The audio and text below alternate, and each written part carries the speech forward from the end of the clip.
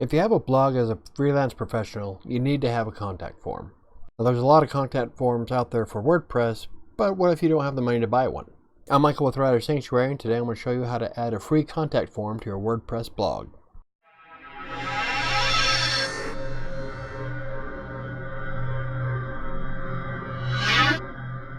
For this tutorial, we're going to use the contact form by WPForms. It's a really quick and easy contact form to add, and it comes with its own anti-spam feature. Now, if you want to download contact forms by WPForms, I'll leave a link in the description down below. Now, the first thing I want to bring up is that this is for the WordPress.org version of WordPress, so it's self-hosted. This is not for WordPress.com, the free blogging platform. So the first thing we're going to do is we're going to create a page for our contact form. So we're just going to simply name this contact form. And if we want to add a little bit of information, we'll say, please contact me by using the form below. Now what we're going to do with this page is that we're going to save draft for now, and we're going to come back to it later. Okay, so the next thing we want to do is install the plugins. So we go to In Plugins, Add New, and we're going to search for Contact Form by WPForms. So this is the one we're looking for. I'm going to hit the Install Now button and click Activate. The WPForms comes with its own tutorial, so you have to go, if you want to go through it, that's fine. You got the read full guide here, create your first form. So instead of being easy and clicking on this button here, I'm going to go ahead and show you how to do it from the form on the left panel. That way you know for future reference. So what we're going to do is we're going to go to WPForms and click on Add New. Now from here we can set up our template. So we're going to say the name is going to be Contact. And WPForms already adds the simple contact information, which is probably the easiest way to go about it. So we're just going to hit Create a Simple Contact Form.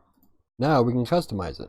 From here we can have our name, email, message. This is the default. But then you have your other fields on the left that you can add to it to get more out of it. So if you wanted to add multiple choice, checkboxes, a drop-down menu, you have all those options. You can just drag and drop. So let's say that I want to create this form here that I have on WriterSanctuary's website. As you can see that I have a drop-down list. So we got the name, the email, so we're going to add the drop-down by dragging it over and dropping it. Once you drop your option below, if you click on it, it'll give you the options on the left. So let's say our first choice is going to be set a tea time, because this is for a golfing blog that we're just making up. Let's say the second choice is going to be message to the pro. And for our third choice, we'll put in job inquiry just for the hell of it. Now by default, this list is not required, so they can just do whatever and submit it. But I'm going to make it required, so now people have to select one of those options. And from here, you can also rearrange how the list is shown to the person when they're using it. But I'm just going to go ahead and leave it that way. Now once we're done with our contact form, we just hit the Save button. And we should be good to go. Now if you want to get fancy with it, it does have some settings here you can adjust that are for free. You got your notifications. This is the different messages that you can send. Confirmation email for when someone submits a request on the contact form. The rest of these unfortunately are on the pro version. But to get us started, that's all we really need. And WPForms also comes with marketing and payments, but again, those are for the pro version. So if you plan on continuing with a freelance career, you can always get the pro version, which will let you add payments and all kinds of awesome tools. Now by default, the contact form is going to be sent to the administrator email that's registered in the WordPress installation. If we go to settings, we go to notifications, we can change the email address of where we want the contact form to be sent. Since I'm just the only person using this blog, I'm going to go ahead and leave it as the admin email. Otherwise, you can enter any email address that you want. You can also add multiple email addresses by adding the comma. So if I want to do admin email, I can do comma, and then add bob@anywhere.com, comma. You get the point. But we're just going to have it sent to the email. But for now, we're just going to go click the X button and close it down. And now from here, we see that we have a contact form and the shortcode. Now this is the shortcode we're going to use in our page. So now we're ready to add the contact form to our page. So we'll go back to Pages. Click on our contact form. And from here, if you're using Gutenberg, you can click on the plus arrow at the top. We're going to look for contact. which is going to be WPForms. We click on it. Then from here we select the form that we want to add, which is the contact form. And there we go.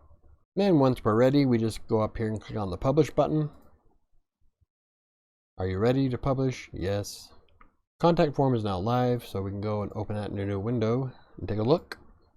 And there we go. We have a contact form ready for someone to enter in their information. Now, if you're not using the Gutenberg editor, you can go down to WordPress forms. You can copy the shortcode here and then add it to any poster page that you want. In fact, you can still do that now even though you're using Gutenberg. Now that we have a contact form page, it's probably a good idea to add it to a menu so that people can easily find it. So we're going to go to Appearance, Menus.